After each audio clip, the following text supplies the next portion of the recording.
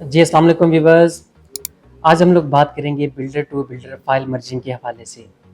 यानी कि एक बिल्डर की फाइल आप दूसरे बिल्डर के प्रोजेक्ट के अंदर आप किस तरह से जो है एडजस्ट करवा सकते हैं। क्या ये एडजस्ट हो भी सकती है या ये भी एक किसी नए किस्म का जो है ये फ्रॉड है जो कि मार्केट के अंदर जो है चल रहा है। तो सबसे पहले मैं आपको ये बताऊँ कि जो मर्जिंग वाला बेसिकली कंसेप्ट है, इसको अनफॉर्चुनेटली इंट्रोड्यूस करवाने वाला भी बैरियटॉन कराची खुद है, क्योंकि बैरियटॉन कराची के अपने जो प्लॉट्स थे जो आउट ऑफ बाउंड्री हो गए थे, उनको बैरियटॉन कराची उनकी एडजस्टमेंट को 100% जो एक्सेप्ट करता है। और उसके अगेंस्ट में बैरियटॉन कराची अपने जो ऑथोराइज्ड डीलर्स हैं उनको उनका जेबी बैलेंस बना कर दे देता है, या उनको इंस्टॉलमेंट्स की मद के अंदर या किसी और मद के अंदर उनकी फाइल को जो एडजस्ट करते हैं। यानी कि बैरियटॉन कराची की जो अपनी फाइल होती है उसकी कोई ना कोई उसकी वैल्यू होती है, या तो 100% वो मर्ज हो जाती है, या अगर आप उसको कैश के रेट के ऊपर अगर आप बेचने जाते हैं तो तकरीबन वो तो 55% माइनस के ऊपर आपकी जो आउट ऑफ बाउंड्री फाइल है वो सेल हो जाती है। तो लोग यही वाला जो कंसेप्ट है, यानी कि जो बैरियटॉन कराची जिस तरीके से अपनी फाइल्स की जो एडजस्टमेंट है, जो जिस तरीके से फाइल को एडजस्ट करता है, उनकी मर्जिंग जो वो करता है, वो ये सेम कंसेप्ट अपनी फाइल के हवाले से भी जो वो समझते हैं, क्योंकि उनको भी ये लगता है कि जिस तरह से बहरे की फाइल 100% मर्ज हो जाती है, उस तरीके से हमारी फाइल भी किसी बिल्डर के प्रोजेक्ट के अंदर 100% एडजस्ट या मर्जिंग जो है उसकी वो हो जाएगी। तो यहाँ पर मैं कुछ चीज़ें आपको मैं क्लैरिफाई करना चाहता हूँ, ताकि आप लोग जो भी अपना डिसीजन वगैरह लें तो आपको उस आपके जो डिसीजन हैं वो वेल इन्फॉर्म्ड हो। देखिए, सबसे पहली बात तो ये है कि ये चीज़ मैं आपको बहुत क्लियरली मैं बताना चाहता हूँ, और इसके अंदर कोई भी दूसरी राय मौजूद नहीं है कि एक बिल्डर की फाइल दूसरे बिल्डर के लिए उसकी वैल्यू जो है वो हमेशा ज़ीरो जो है वो रहती है। और ख़ास तौर पर ऐसा प्रोजेक्ट जो कि एग्जिस्ट नहीं करता, या उसके हवाले से उसकी कोई जो कंस्ट्रक्शन है वो नहीं हो पा रही, या कोई बिल्डर उसका जो भाग चुका है, तो इस तरह की फाइल तो बिल्कुल ही जो है वो ज़ीरो होती है दूसरे दूसरे बिल्डर के लिए। यहाँ पर एक चीज़ मैं बताऊँ कि मैं किसी भी ऐसे प्रोजेक्ट की मैं बात नहीं कर रहा जो कि 100% जो तैयार हो चुका है। अगर उसकी मर्जिंग होती है तो वो क्योंकि कैश के ऊपर बिक सकता है या कैश के रेट के ऊपर वो सेल हो सकता है, तो उसकी मर्जिंग जो है वो 100% पॉसिबल है, या किसी भी तरह से वो पॉसिबल जो हो जाती है। लेकिन वो वाली फाइल जिसका कोई स्टेटस नहीं है, या वो जो प्रोजेक्ट है वो बन नहीं रहा, तो उसकी जो स्टेटस है दूसरे के लिए वो हमेशा जो है वो ज़ीरो रहता है। लेकिन इसके बावजूद भी बैरियटॉन कराची के अंदर ये ट्रेंड मौजूद है कि जो फाइल्स हैं उनकी एडजस्टमेंट, जो प्राइवेट बिल्डर्स की फाइल है उनकी एडजस्टमेंट्स वगैरह जो है वो हो रही हैं। तो मैं कुछ यहाँ पर आपको मैं तरीक़ाकार बताता हूँ कि ये किस तरीक़ेकार के तहत आपकी फाइल जो है वो एडजस्ट होती है। देखिए, नंबर 1 इसका जो तरीक़ाकार है वो ये है कि अगर लेट्स सपोज़ कि अगर अगर आपका कोई फाइल है या कोई प्रोजेक्ट है जिसके अंदर आप लोग एडजस्ट करवाने जा रहे हैं, वहाँ पर एक अपार्टमेंट है, मिसाल के तौर पर वहाँ पर अपार्टमेंट है, उसकी वैल्यू जो है वो 1 करोड़ रुपए की है। और आपकी जो फाइल है जो कि किसी बिल्डर की फाइल है, उसके अंदर आपने कोई 20 लाख रुपीज़ या 30 लाख रुपीज़ उसकी डाउन पेमेंट आपने जो है वो पे की हुई है, या उसके 30 लाख रुपीज़ आपने पे जो है वो किए हुए हैं। तो इस सूरत में क्या होगा कि जो दूसरा बिल्डर है वो अपनी फाइल को या अपने जो अपार्टमेंट है उसको ओवर प्राइस करके आपको जो है वो सेल करेगा। ओवर प्राइस किस तरह से करेगा कि 1 करोड़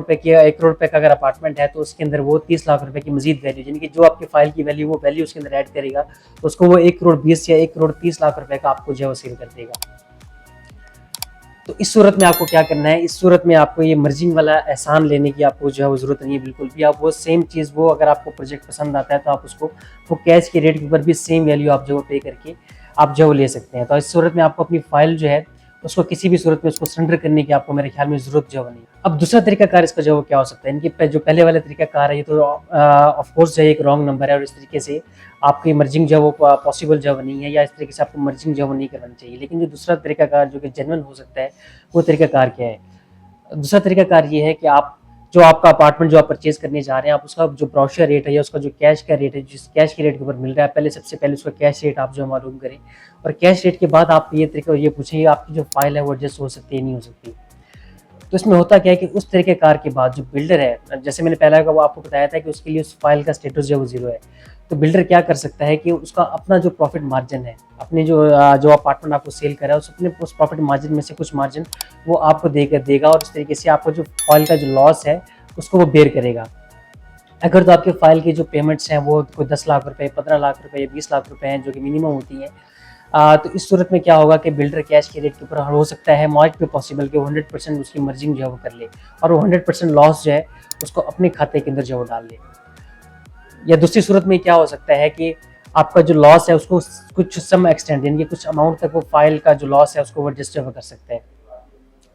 मिसाल के तौर पर एक 1 करोड़ रुपए का अगर अपार्टमेंट है, उसके अंदर उसका जो प्रॉफिट मार्जिन है वो कोई 15 लाख रुपए, 20 लाख रुपए, कुछ भी हो सकता है, हर एक का जो वेरी करता है। उसमें आपको वो ये कहता है और आपकी फाइल की वैल्यू जो है वो 30 लाख रुपए, तो ये कहता है कि मेरा इसके अंदर मैं इसको 10 लाख रुपए तक, अगर 30 लाख रुपए की फाइल है तो मैं इसको 10 लाख रुपए या 15 लाख रुपए के अंदर इसको मैं एडजस्ट कर सकता हूँ। तो ये एक पॉसिबिलिटी जो बन सकती है। अब यहाँ पर मेरे पास रिसेंटली कस्टमर ने केस जो मैं मेरे पास जो लेकर आया, तो उस केस में क्या हुआ था कि जो अपार्टमेंट की वैल्यू थी वो तकरीबन 1 करोड़ 10 लाख रुपए थी, जबकि जो दूसरे प्रोजेक्ट की जिसकी जो फाइल उसने एडजस्ट की थी उसकी वैल्यू जो है वो तकरीबन 60 लाख रुपए की थी। तो इसमें हुआ क्या कि उसने फाइल तो एडजस्ट कर ली, लेकिन बाद में वो प्रोजेक्ट जो नहीं बना, क्योंकि उसको जो ऊपर की जो 60-70 लाख रुपए थे वो भी उसके लिए जो प्रॉफिट थे। तो इस सूरत में आपको ये चीज़ भी आपको जो देखनी होती है कि आप जिस प्रोजेक्ट के फाइल जिस आप प्रोजेक्ट के अंदर अपनी फाइल को एडजस्ट करवाने जा रहे हैं उसका एक्चुअल में खुद का स्टेटस जो है वो क्या है। अगर तो इस तरह का प्रोजेक्ट है जिसका अपना कोई स्टेटस नहीं है, अब उसने उसकी कंस्ट्रक्शन स्टार्ट हुई, उसकी फाइल में डिगिंग वगैरह चीज़ें उसकी स्टार्ट नहीं हुई, या वो तैयार एटलीस्ट किसी एक्सटेंड तक, या ग्रे स्ट्रक्चर उसका जो तैयार नहीं हुआ, तो फिर तो ज़ाहिर आपको कोई फ़ायदा नहीं है। फिर आपको वही बात है कि एक घड़े से निकल करके आप एक कुएं के अंदर जो है आपको जब करने जा रहे हैं। तो एक तरीकाकार ये हो सकता है। दूसरा तरीकाकार इसके अंदर ये हो सकता है कि बिल्डर जो है वो एक रिस्क लेकर आपके फाइल को जो एडजस्ट करे। वो रिस्क क्या हो सकता है कि अगर लेट्स सपोज एक प्रोजेक्ट है, अगर उसका जो बिल्डर है वो भागा हुआ है, तो वो जो दूसरा बिल्डर है जो आपकी फाइल एडजस्ट कर रहा है वो उस तरह की कोई